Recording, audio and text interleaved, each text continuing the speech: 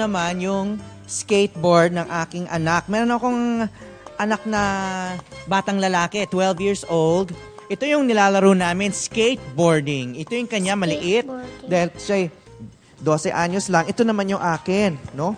Medyo hindi ito madali sa umpisa, pero katulad ng ibang laro, pag nakaka-practice ka, lalo kang gagaling.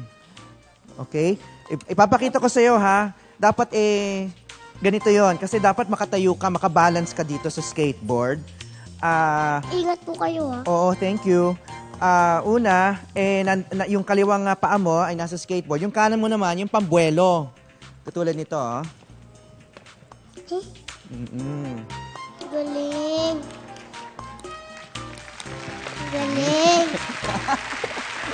Okay. Kaya po yung nagturo sa anak niyo?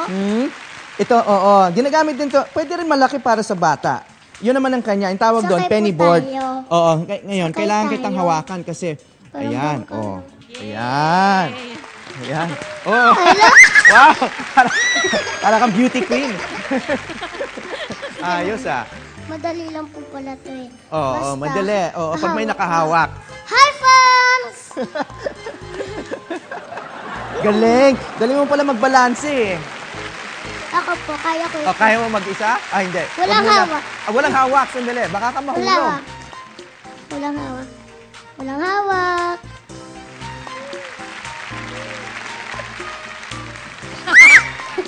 Itaktago. Meron ako alam ito. Ganito na lang, ibang style. Kuya Harry, ganito Ay, lang. yun ako. Parang surfing, ha? Wait, idadiretso ko lang. Parang surfing. Set, go! Ang galing. Oo, ibang style yan, ah. Alam mo, yung sa surfing, ganyan. Oops. Oh, pwede rin pala mag-reverse. Reverse. Parang kotse. Oo. Oo. Ayun. Alam mo yung... Airplane!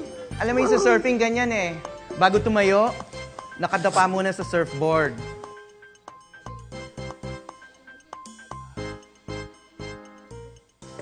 Ito yung sa anak ko eh. Hindi ko alam kung gusto mo rin subukan ito. Sabay tayo. Pamaliit. Oh, buelo. Kuya Harry, huwag niyong pabayaan. Ay. Hindi, nandito lang ako. Hindi kita iwanan. Baka mamatay ako dito. Okay, buelo sa ka. Ayun, ang galing. Hi, fans! Takot ako, fans! Ang galing. Kaya ko to. Okay.